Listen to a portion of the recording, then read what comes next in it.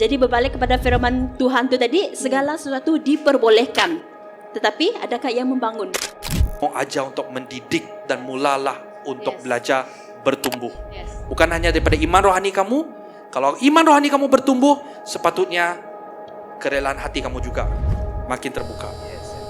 But I shift my mind to God, who give me strength, who renew my faith, who always refresh me with new anointing.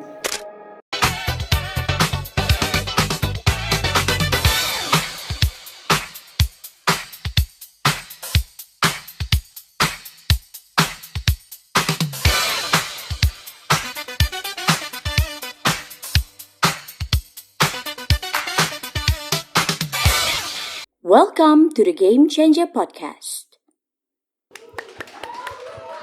Masih setia bersama? Masih Ya. setia. Jadi untuk recap, kita sudah sebut bagaimana kita apply garam dan terang dunia in lifestyle and also in our social media, kan? Nah, so now kita ingin masuk ke hot topics. Hot topics.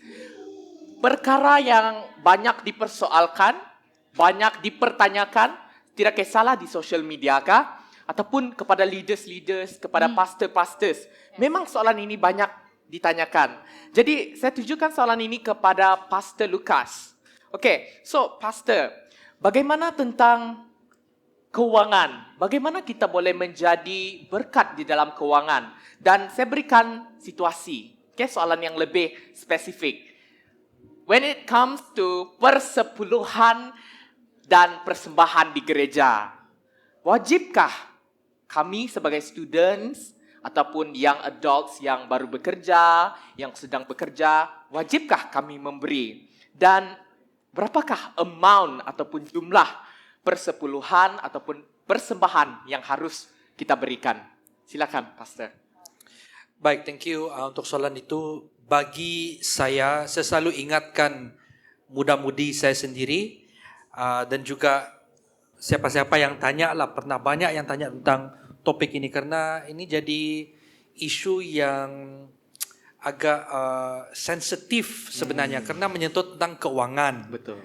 Dan saya selalu bagi tahu mereka, kalau kita lihat dalam perjanjian baru memang diajarkan kepada kita beri dengan kerelaan hati. Yes. Kita bagi dengan kerelaan hati dan juga bahkan di dalam Malyaki memberitahu kita bahwa kita memberi apa yang ada pada kita, uang persembahan dan perpuluhan sebagai tanda penyembahan kita, bukan hanya lewat daripada pujian nyanyian yang kita nyanyikan.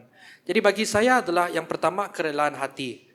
Kerelaan hati itu sangat penting kerana bila kita katakan seperti yang saya katakan tadi, kamu adalah garam dunia, kamu adalah terang dunia. Kalau kita mau jadi seorang garam dan terang itu merupakan identiti kita. So for me is kita perlu hidupkanlah itu. Hidupkan identiti itu.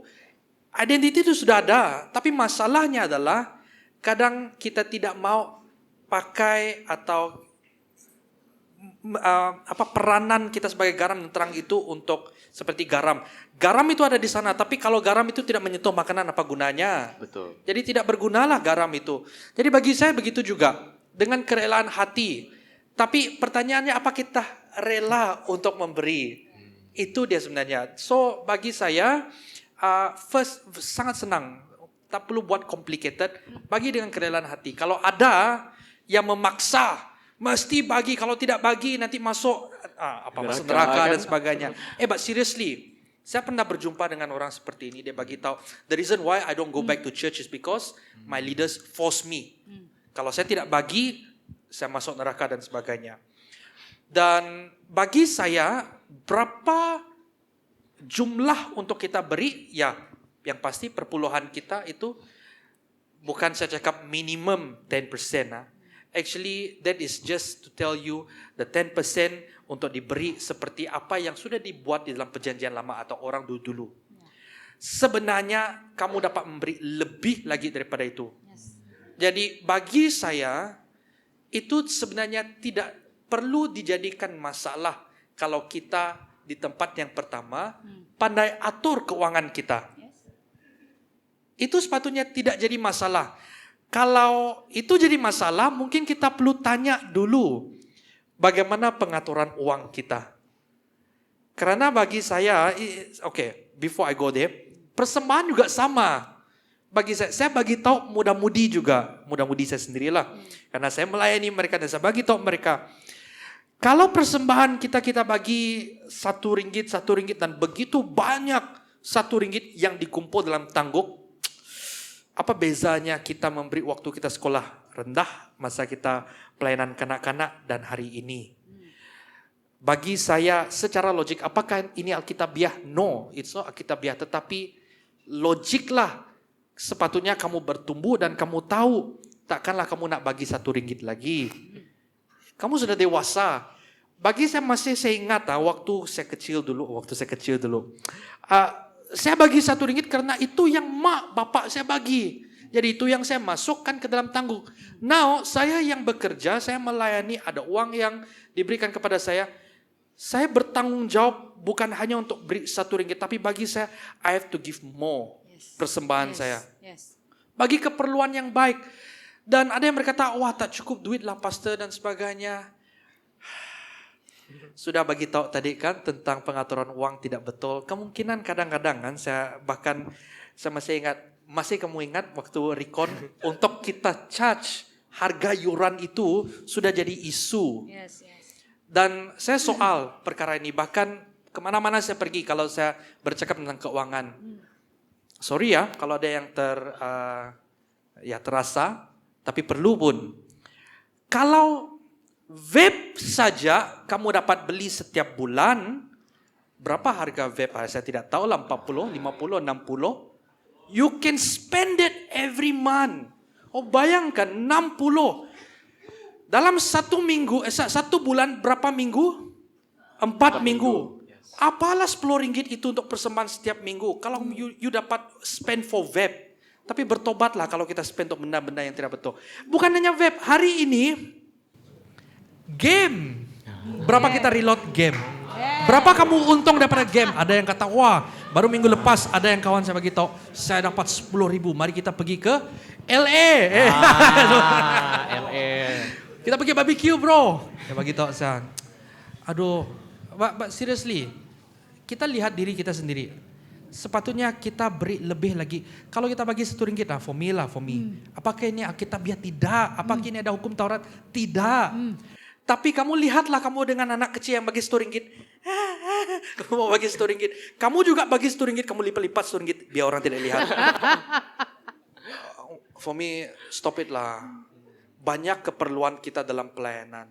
Dan itu terlihat bila kita menjadikan itu kebiasaan, itu terlihat ketika kita pergi menghadiri atau mau menghadiri konferensi atau sebagainya. Bila kita bagi harga RM120, RM150 untuk yuran masuk konferensi, kita jadi isu, apa mahal sangat, tidak fikir kami anak sekolah kan dan sebagainya.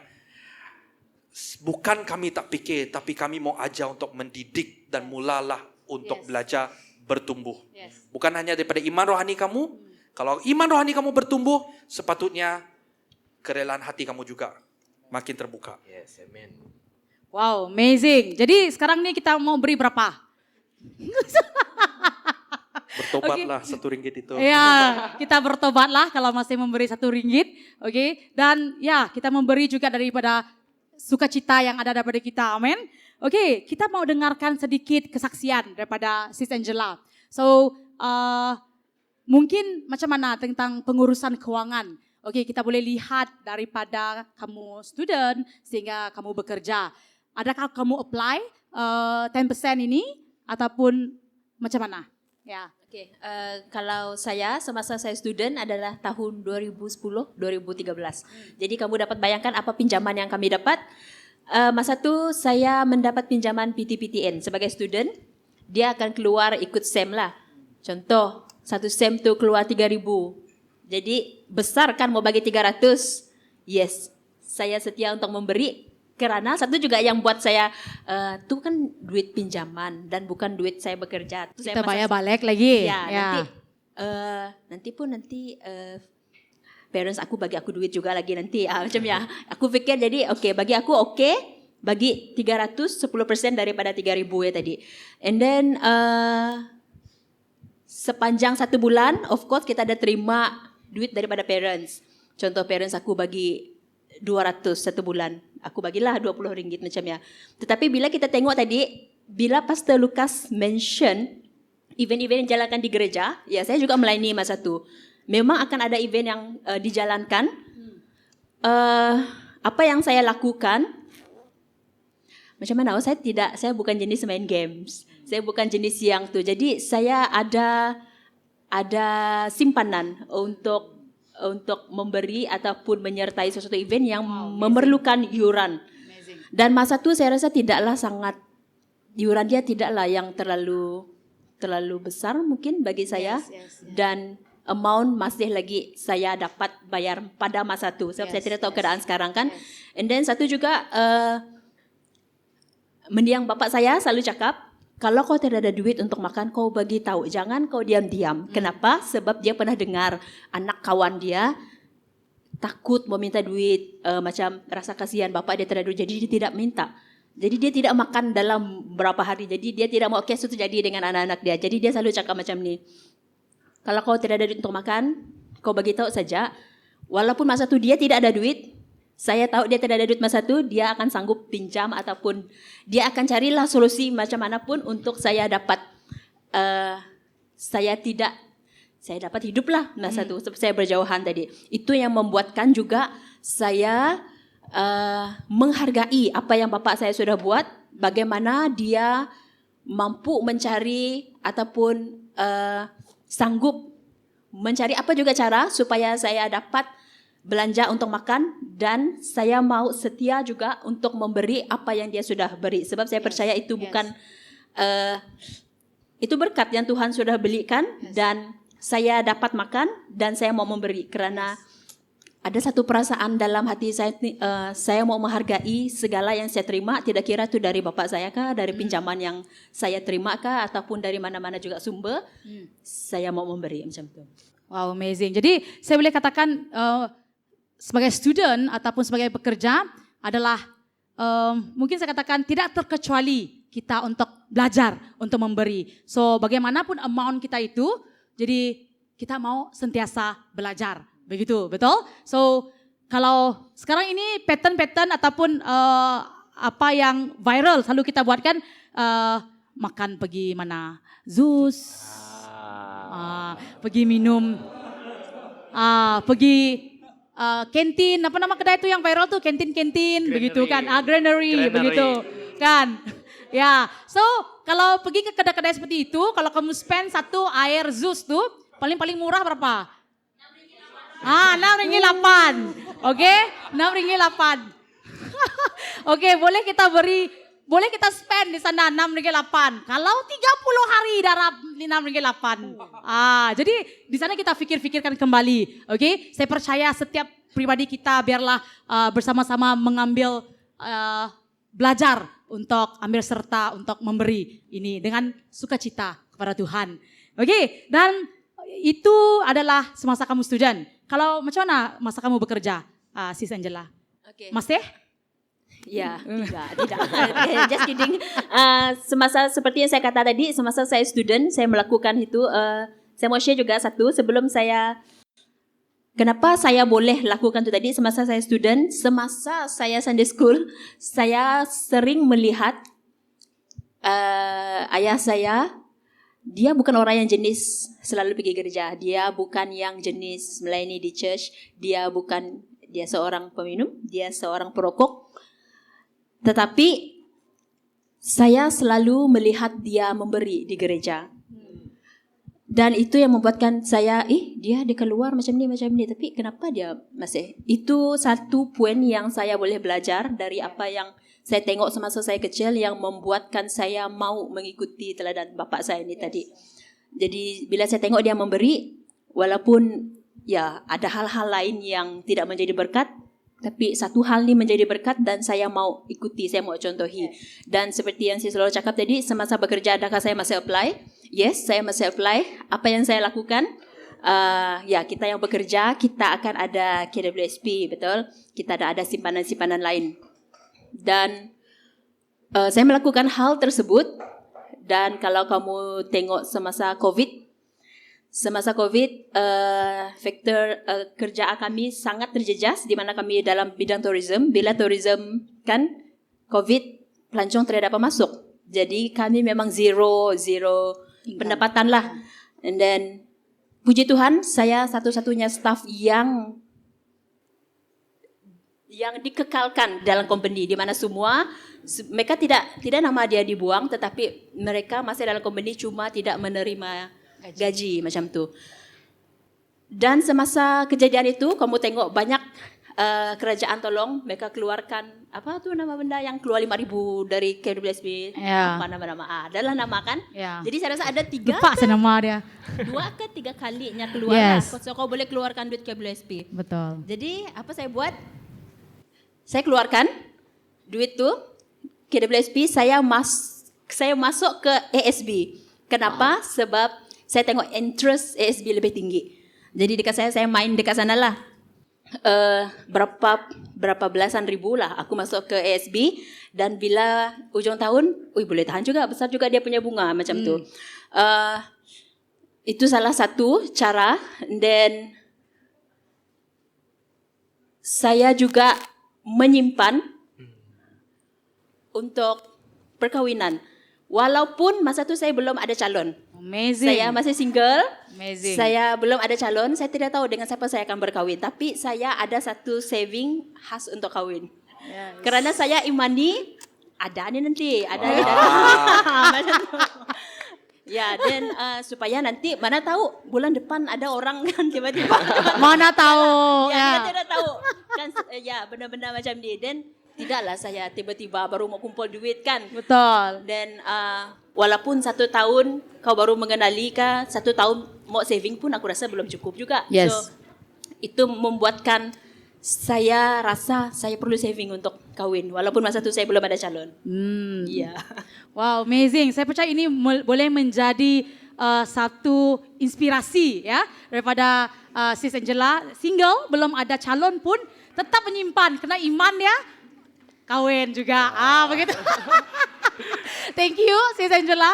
Oke, kita dengar tadi tentang kahwin, tentang simpanan, tentang kahwin. Oke, dan juga kita dengar tentang persepuluhan. Dan saya boleh katakan setiap kita mau terlibat teruslah dalam persepuluhan. Kita naik level lagi, yang lebih rancak lagi, kita punya perbualan. So kita akan bercakap tentang relationship. Sebab Sis Angela sudah cakap tentang kawin-kawin kan, begitu. Oke, so dalam perhubungan. Oke, kita mulakan dengan perhubungan boys and girls relationship dahulu lah. Oke, so kita juga mau menjadi berkat, betul? Kita juga mau menjadi garam dan terang bagi setiap mata-mata yang melihat kita, baik orang yang percaya ataupun tidak percaya Tuhan. Oke, ya soalannya,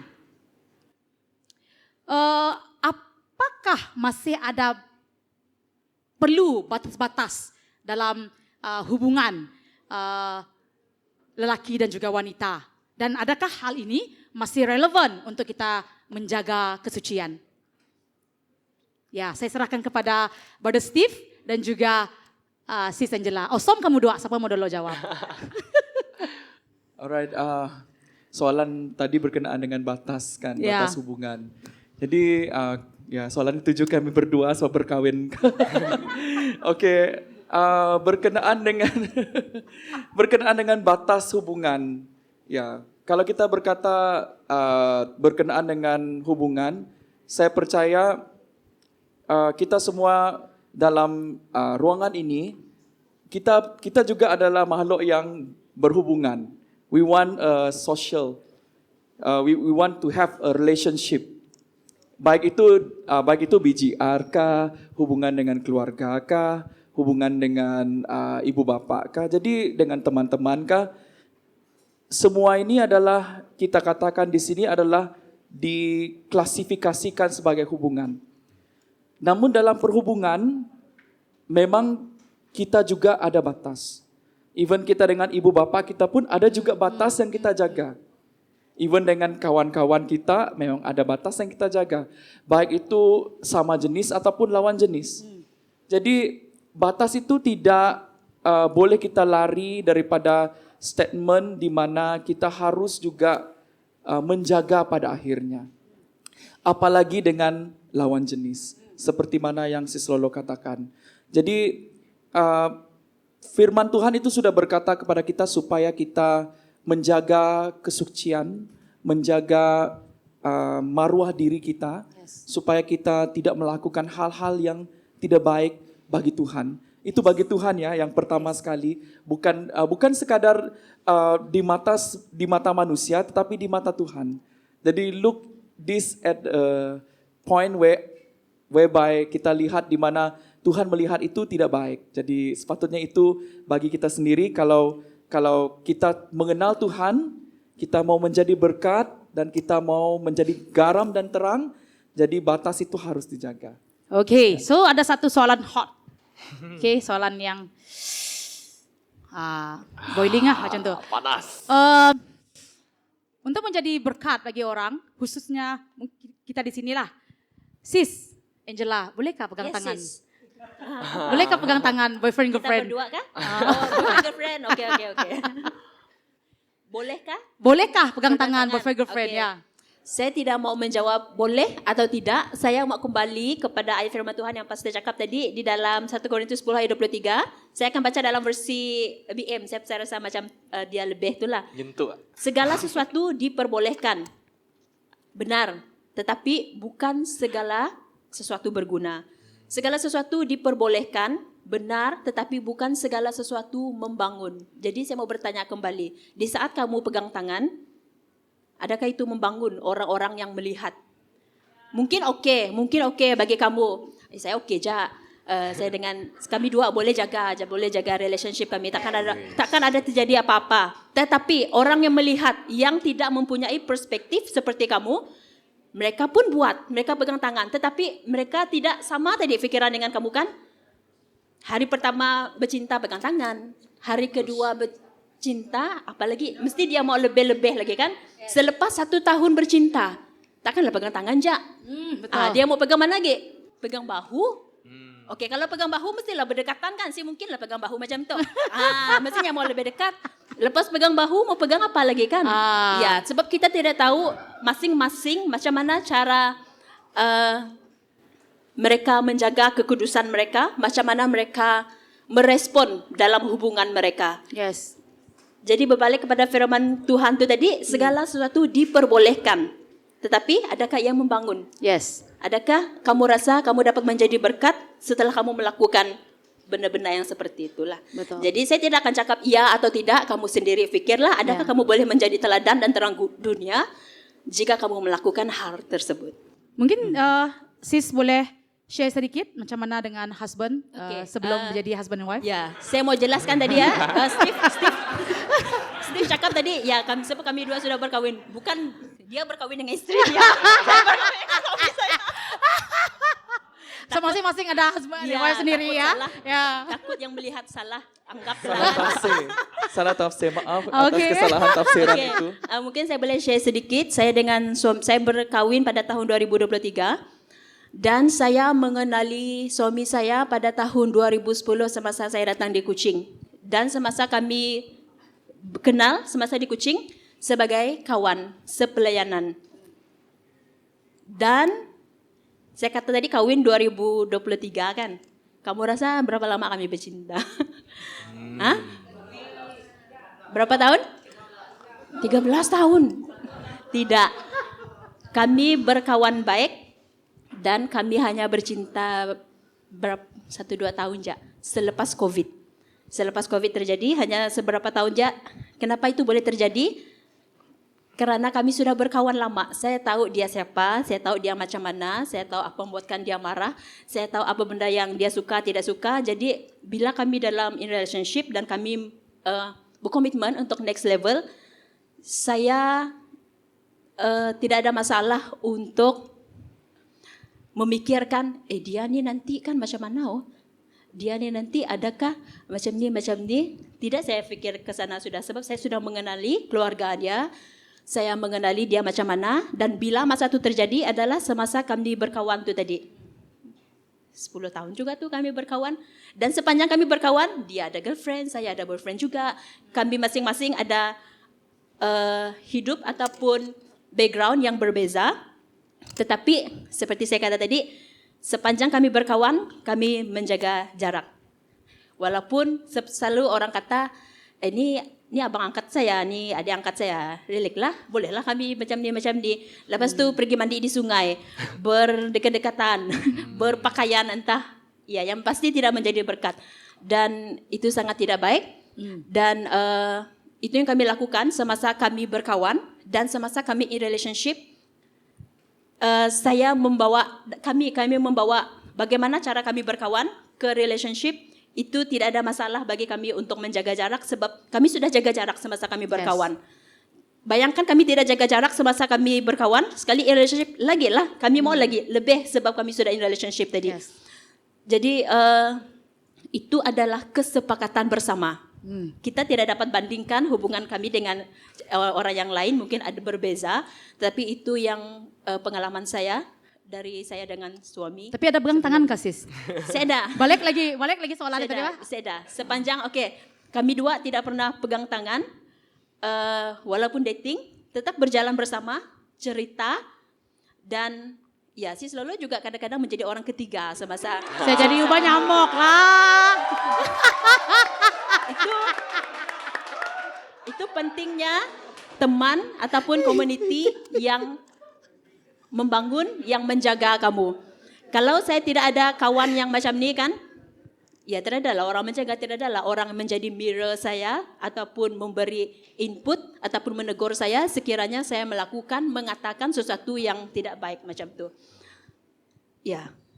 Ya, dan sedikit tambah sebab saya jadi nyamuk tadi kan. Kenapa antara sebab mereka dua begitu adalah sebab pada waktu itu mereka juga adalah leader saya. Jadi untuk menjadi contoh kepada kami, jadi mereka bersepakat tidak ada sentuh begitu sehinggalah mereka dua berkahwin. Jadi ini yang sangat menginspirasi saya. So ya kita belajar bersama-sama lah dengan value yang ketua kita tunjukkan. Ya. Bersebut pasal leader kan, saya pun ada satu kesaksian saya. Jadi di tempat saya tidak boleh katakan di mana, tapi ada satu leader saya. Dia leader youth gereja. Kita nampak dialah yang menyanyi, dialah yang berdoa di mimbar dan segalanya. Tetapi ada satu titik di mana leaders ini tiba-tiba menghilang. Dan menghilang dia ini bukan sebab apa, tetapi dia berpindah server kata orang.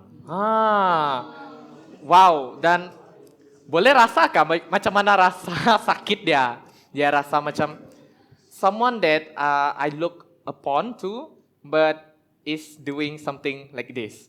So leaders di sini dia tidak memberi kesaksian yang memberkati lah.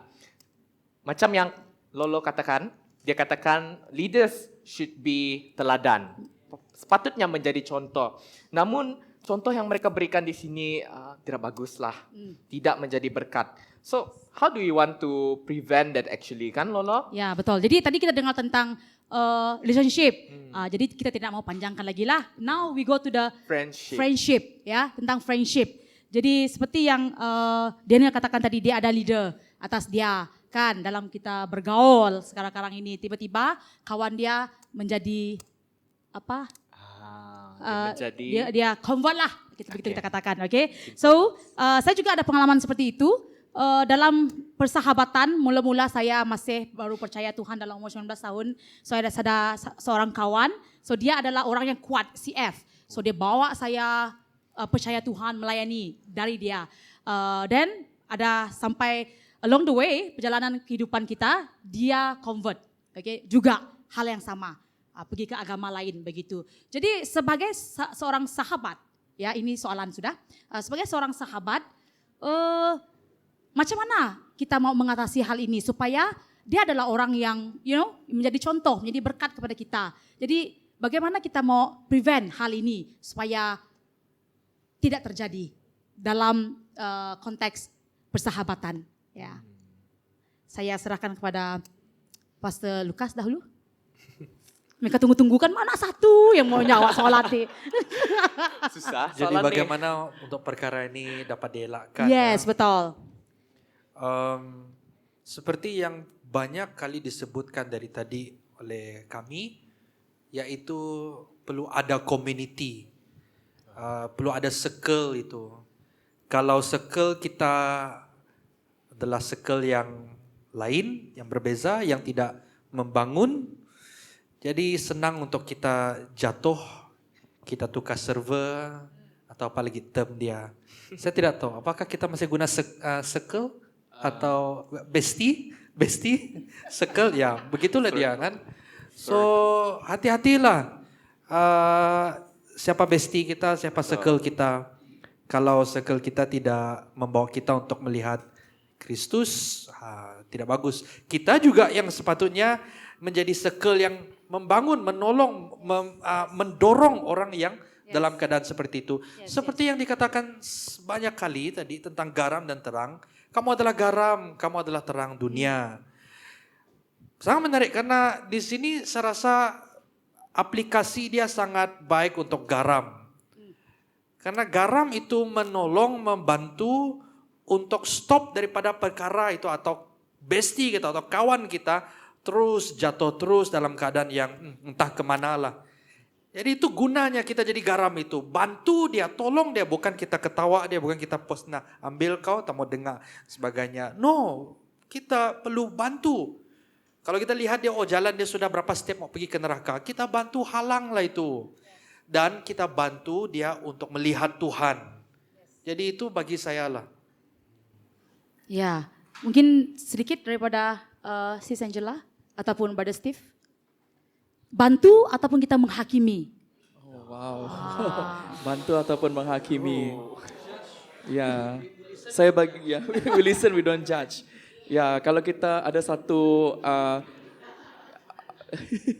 menghakimi ini ibarat kalau satu tangan ini kamu tunjuk sana, 4 kembali kepada kamu. So, yeah, actually we don't have to judge them, but God memberikan satu teladan bagi kita untuk juga punya belas kasihan kepada teman-teman kita yang undergo this situation. Kalau kita tahu tentang istilah anak yang hilang, itu yang terjadi pada waktu itulah. Jadi kalau Bapa kita boleh menerima kita kembali, apalagi Bapa kita yang punya belas kasihan yang tinggi, apalagi kita sebagai anaknya. Amen. Ya, kita harus juga turut sama serta membantu dan juga pada masa yang sama membawa kembali. Jadi have the heart to bring back. Kalau kita seorang anak Tuhan yang percaya kepada Tuhan, kita kenal Tuhan, seorang leaders apalagi, kita harus mempunyai hati yang penuh dengan belas kasihan. Yes. Wow, penuh dengan belas kasihan. Bukan sahaja tentang pindah server, tapi mungkin apabila kita melihat kawan-kawan kita melakukan hal yang tidak sepatutnya. Jadi kita sebagai kawan bukan menuduh, bukan menghakimi, tetapi kita penuh dengan belas kasihan untuk apa tadi? Bawa Rangkul mereka. Rangkul mereka kembali kepada Tuhan. Ya, betul. Jadi sebenarnya rakan-rakan ini ialah ladang pelayanan kita juga. Oke, pelayanan bukan sekadar di gereja, kan? Pernah kita lihat. Saya pernah melihat satu posting di Instagram kalau tidak silap.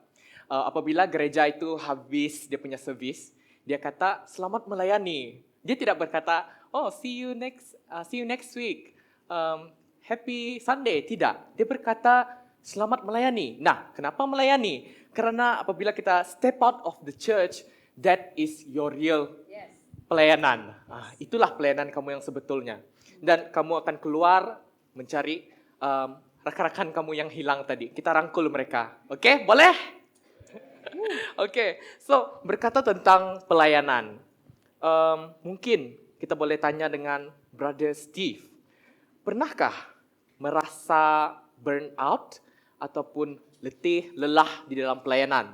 Sebab kita kenal Bro Steve, dia melayani di dalam gereja lokal, Yes. dia juga melayani di daerah, Daerah Kuching. dan sebagai manusia biasa, sudah pasti dia juga mempunyai kerja-kerja hakiki, kata dia. So, pernahkah? Alright, very interesting question lah bagi saya. Jadi untuk perkara ini dan sebagai seorang manusia, kalau kita lihat dari segi pribadi kita, untuk tendensi kita untuk menjadi burnout itu tinggi dan tidak ada manusia yang tidak mengalami burnout. Kalau kamu tidak mengalami burnout, means by you are not human. Alien. So mungkin kamu robot. Ya. So di sini saya katakan burnout itu istilahnya ada, namun lebih kepada cara mengatasi sebelum terjadinya burnout. Yes. Okay, so seperti mana yang brother bagi tahu tadi, saya memegang beberapa portfolio di gereja dan juga tugas hakiki. Saya mempunyai satu prinsip di mana kita harus tahu capacity diri kita juga. Ya, kita harus tahu untuk mengelola juga karena Tuhan memberikan kita hikmat untuk memilih dan juga untuk merancang. Jadi di sini sebelum terjadinya burnout itu sudah ada strategi-strategi yang harus kita punya bagaimana untuk tidak terjerumus kepada burnout. So istilah yang satu lagi saya ingin sampaikan di sini juga, to get the term right, whereby there are no work-life balance sebenarnya. Because apa yang saya katakan di sini adalah berkenaan dengan obedient. Saya ingin sampaikan di sini adalah berkenaan dengan obedient, di mana sebagai seorang, saya letakkan sebagai seorang leaders, kita semua di sini ada pelayanan, malah ada yang ada multi pelayanan. There are a few. But the thing is, we ask God for strength. Kita mohon daripada Tuhan untuk kekuatan. The one that feel you, the one that give you joy in serving is only God. Amen. So whatever you do now, that dalam keadaan apapun kemampuan kamu buat sekarang ini, itu semuanya karena Tuhan. Amen. Ya. Jadi saya katakan di sini, ini istilah dia burnout di sebelah sini, saya di sini, Tuhan di tengah saya. So the thing is my focus and my focus shifting. Jadi shifting daripada I'm thinking want to burn out, but I shift my mind to God, who give me strength, who renew my faith, who always refresh me with new anointing.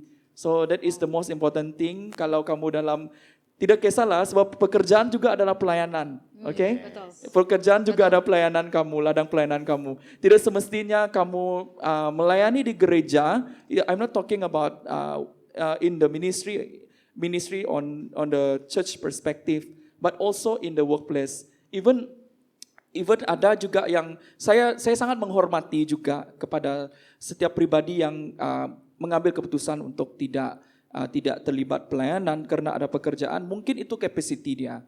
Saya paham. Tapi dalam pada masa yang sama kita boleh apply berkenaan dengan how we really depend on God. Dan our focus is only to God that give us the strength. Yes. Dan saya ingin katakan di sini yang membuatkan kamu melepasi segala challenge dalam pelayanan kamu, dalam life kamu, it is God. Yes. Itu aja poin dia. Thank you. Wow. Itu satu poin yang sungguh menarik lah. So basically it is about shifting your focus. Yes. Mungkin fokus kita tadi kepada beban tugasan yang ditaruh pada kita. Dan memang ia nampak berat. Dan kalau kita ingat di dalam Alkitab bagaimana kisah Yesus berjalan di atas air dan kemudian siapa yang mau ikut berjalan atas air juga? Siapa? Ada yang ingat? Petrus.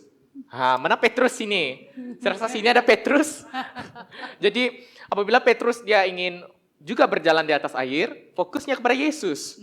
Tapi saat fokusnya hilang, dia jatuh. Begitulah di dalam pelayanan. Jika kita hilang fokus, fokus kita seharusnya kepada Tuhan.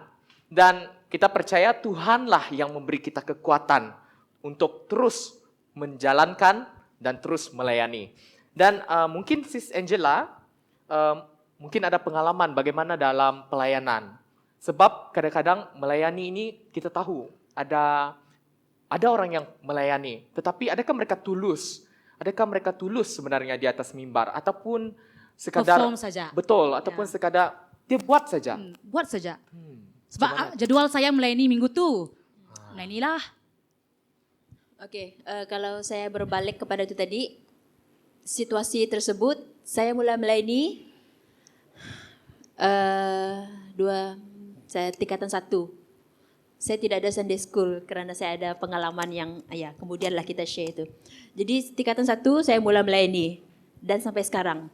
Lama kan kalau kamu mau kata tadi untuk merasakan proses ke burnout itu tadi ada potensi dan pernah terjadi. Bagaimana untuk dalam saya pelayanan selama ini, saya pernah merasa dalam situasi begitu. Bagaimana saya tahu saya dalam situasi yang perlu ditolong. Semasa melayani saya merasa letih dan saya tidak mendapat something yang menguatkan saya. Saya balik dan terus lagi minggu seterusnya saya melayani benda yang sama. Dan saya rasa ada something wrong yang tidak tu dengan diri saya sendiri. Apa yang saya lakukan? Saya take time, me time saya sebelum tidur. Saya ambil masa berdoa dan semasa saya berdoa saya sering menangis. Kenapa? Kenapanya macam ada something yang tidak settle dengan diri saya. Dan saya continue buat benda tu. Bukan sahaja semasa sebelum tidur. Ya, seperti yang Brother Steve cakap, kita bekerja. Bila lagi masa kalau saya mengambil masa semasa tengah driving pergi ke kerja sebab perjalanan agak jauh dan bila jam berjam-jam lah kau dalam kereta. Dan itu masa yang saya rasa saya boleh gunakan untuk saya bersama dengan Tuhan.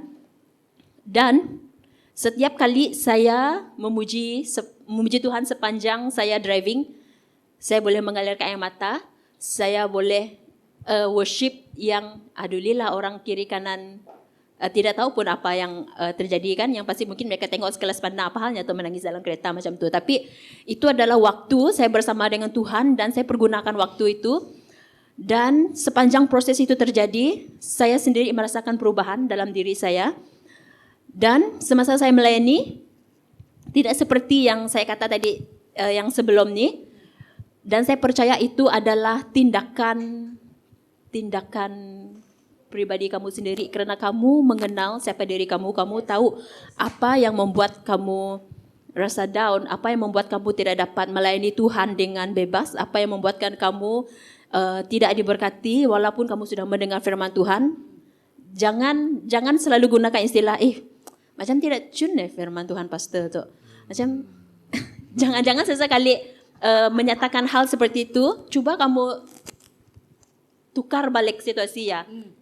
Kamu mungkin saya yang ada something masalah macam tu. Yes. Dan itu yang membuatkan saya dapat berdiri hingga pada saat ini. Saya percaya bukan kerana kekuatan saya sendiri. Dan perkara itu mungkin boleh terjadi kemudian hari ataupun dengan teman-teman kita yang sepelayanan. Dan itu gunanya circle yang betul tu tadi. Kamu melihat kawan-kawan kamu, aku tengoknya tu macam situasi aku hari ya. Macam ada something yang so saya boleh mendorong dia melalui experience yang saya sudah lalui dan apa yang saya sudah lakukan, mungkin saya boleh bagi cadangan atau memberikan kata-kata yang mendorong dia untuk dia lalui situasi itu lebih kuat ataupun mendapat jalan yang betul lah, dia tidak pergi melencong ke hal-hal yang tidak baik seperti itu. Baik, thank you Sis Angela. And sebab ini pasal pelayanan, kita pun tidak mau left out Pastor Lucas. Sebab memang kita boleh katakan melayani is his pakar lah. Memang pakar dan bidang dia. Jadi Pastor, apa pandangan Pastor mengenai hal ini? Saya sangat setuju, memang betul kita manusia pasti akan mengalami burnout, dan sebenarnya apa yang Sis Lala kata sebentar tadi sangat praktikal, dan saya harap kita tangkap poin dia. Karena kalau kita sudah terlalu mungkin penat, burnout, melayani, masa kita burnout, apa yang terjadi adalah bukan hanya kita saja yang hangus, tapi orang di sekitar kita juga akan hangus. Orang di sekitar kita juga akan dapat kesan itu. Kadang kita tidak sadar, kita melenting, meletup. Cara kita cakap kita tidak sedar karena kita terlalu penat, kita terlalu lost dan sebagainya. Jadi sangat bagus seperti apa yang dia buat. Mundurlah, ambillah satu langkah ke belakang. Kalau saya selalu nasihatkan, dan saya mau nasihatkan juga pada malam ini. Kalau kita tidak mampu, kita tidak dapat, jangan takut untuk angkat bendera putih. Pastor, saya penat, saya tidak dapat. Karena kadang-kadang kita mau melayani, kita sudah biasa, sama ada kita sedar atau tidak, kita memberi lebih daripada apa yang kita terima. Jadi bila kita memberi lebih daripada apa yang kita terima, habislah apa yang kita mau beri lagi, kosong. Jadi sebab itulah orang lihat kita bila melayani di depan, bagaimana semangat pun, bagaimana sedap pun suara, bagaimana hebat pun skill kita, bagaimana besar pun senyuman kita menyambut orang. Kalau kita sudah rasa kosong itu, kita sudah rasa burn out, macam manapun kamu mau buat, takkan kemana. Nah, itu yang kita selalu kata, you try hard. Jadi akhirnya tidak jadi genuine, jadi fake. So please, kita tidak mau yang seperti ini. Jangan takut orang kata, selalu kan orang kata, sedikit macam ni pun kami dulu. So Lemah betul kamu orang nih kan. kami dulu pakai basikal pergi gereja, tidaklah. Kami Ya, makan jadi- garam. Pastor. Pergi makan garam. for me lah, kita kalau boleh lah, generasi kita berhentikanlah budaya ini. Kalau tidak dapat, angkatlah bendera kita. Say, I cannot. Saya sebagai pastor, dalam generasi ini, I'm open and I'm okay. And I say, please tell me if you're tired. Wow, satu pernyataan yang jujur ya. Kalau betul-betul sudah tidak dapat, bendera putih. Ya, supaya seperti yang Sis Angela katakan, supaya kita ada masa untuk memperbaharui diri kita juga. Oke, so thank you very much untuk soalan-soalan dan jawaban-jawaban yang kami dengar daripada panel kita. Mari kita tepuk tangan bagi panel kita. Oke, kita sudah hampir selesai dengan game changer kita pada malam ini. Malam sudah kan? Jadi mungkin kata-kata terakhir. Yeah. Kata-kata terakhir bukan. Penting nih, Eh, penting. Mungkin kita mau dengar sedikit daripada panel kita untuk sum up untuk kita punya podcast pada malam ini. Dari Sis Angela dahulu. Oke, kalau dari saya, untuk menjadi terang dan garam tidak mudah. Tetapi bila kita meletakkan Tuhan, mengandalkan Tuhan dalam pribadi kita, kita boleh melakukan segala sesuatu.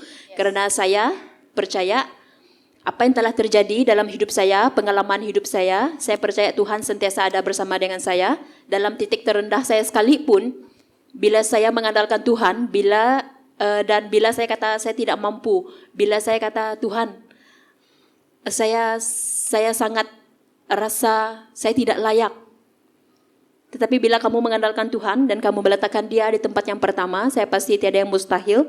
Dan Tuhan pasti melakukan hal yang hebat.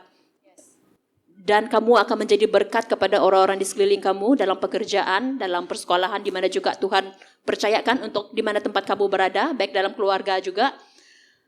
Ya, tetap mengandalkan Tuhan dan mengutamakan Dia, pasti Dia akan jadikan kamu manusia yang luar biasa yang menjadi berkat bagi orang di sekeliling. Amin, amin. Amen. Oke, dari saya menjadi terang dan garam itu merupakan satu penyataan komitmen. Yes. Jadi benar itu tidak mudah, tetapi memikul salib kita sepanjang hari, setiap hari itu adalah satu komitmen kita dalam apapun kita lakukan. Jadi, untuk menjadi terang dan garam ini kita harus membayar harga. Itu saja saya boleh katakan di sini. Walaupun kita jatuh dan bangun, tetapi ingatlah untuk bangkit dalam apapun situasi kita. Dan arti kata berusaha itu sentiasa ada. Berusaha untuk hidup kudus itu sentiasa ada. Berusaha untuk mengekalkan diri kita sebagai kesaksian yang baik di tengah-tengah teman-teman kita itu tetap ada. Jadi itu tidak akan pernah hilang dan Tuhan melihat usaha kamu dimanapun kamu berada menjadi saksi Dia. Jadi bagi saya ini adalah satu pernyataan komitmen tetap berusaha untuk menjadi terang dan garam. Amin. Iya, kamu adalah terang dan garam. Hiduplah garam dan terang itu identiti yang Tuhan sudah berikan kepada kita. Sebagai pastor, jujur, saya tidak dapat buat pelayanan ini sendiri. Sangat banyak anak muda yang di luar sana yang tidak perlulah kita pergi ke kampung lagi, mereka datang ke Banda. Mereka lost, ada yang mereka mungkin apa kita panggil itu kejutan budaya. Bagi saya, pastor yang di daerah Kuching, Pastor Terry, Pastor Nico, dan mungkin pemimpin gereja yang ada, kami tidak mampu buat ini sendiri. Kalau kami sejak jadi garam dan terang, apa gunalah kamu yang ada identiti sebagai garam dan terang. Kalau boleh tolong, jangan jadi garam yang tawar. Kamu tahu apa maksud dia kata garam yang tawar itu? Bukan garam itu boleh jadi tawar, garam tetap garam. But bila garam itu jadi tawar, bermaksud kamu sudah campur aduk your value, nilai kamu dengan nilai dunia. Jadi bila kamu campur adukkan itu, kamu mix, kamu tak dapat jadi garam, kamu sama seperti orang di luar. Dan itu struggle kami betul-betul bila kami lihat, aduh siapa yang seterusnya. So please, harapan saya lah, bantu saya tidak dapat sendiri. Kalau saya dapat buat semua, saya mau buat semua. Tapi karena saya sedar diri saya tidak dapat buat semua, bantu hidupkanlah identiti kita sebagai garam dan terang. Di sekolah kamu yang saya tidak dapat pergi, di tempat kerja kamu yang saya tidak dapat pergi, jadilah garam dan terang di sana. Seperti apa yang Daniel kata tadi, selamat melayani. Pulangnya kita dari tempat ini, saya mau katakan juga, selamat melayani. Oke. Saya mau recap ini, Matius 5, kita sama-sama sebutkan boleh di ayat 13. Oke, Matius 5 ayat 13. Kita bersama klaim ayat ini. So, ayat ini katakan, kamu adalah garam dunia. Jadi kita tukarkan kamu itu dengan Saya. sebut nama kamu. Oke, sebut nama kamu. Dan kita akan pergi kepada kamu adalah terang dunia. Oke, kamu sebut nama kamu. Boleh? Oke, mari kita lakukan bersama. Alright, 1, 2, sebut nama, kuat-kuat. Kita mau kuat-kuat. Oke, mari. 1, 2, 3. Lolo Ialah garam dunia. Oke, second. 1, 2, 3. Lolo adalah terang dunia. Haleluya. Thank you very much untuk semua kita. Biarlah kita tetap menjadi garam dan terang dimanapun kita berada. Baik di persekolahan kita, di gereja, di family kita, di pekerjaan. Dan dimanapun kita melangkah, kita tetap menjadi teladan. Sampai di sini saja podcast kita Game Changer. Mungkin jumpa next round. Wow. God bless.